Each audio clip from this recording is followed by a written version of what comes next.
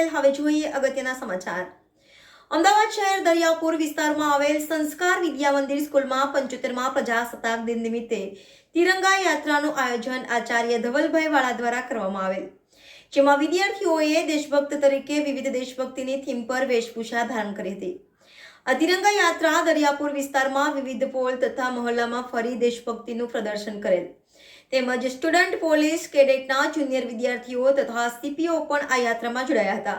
NN news, Ahmedabad.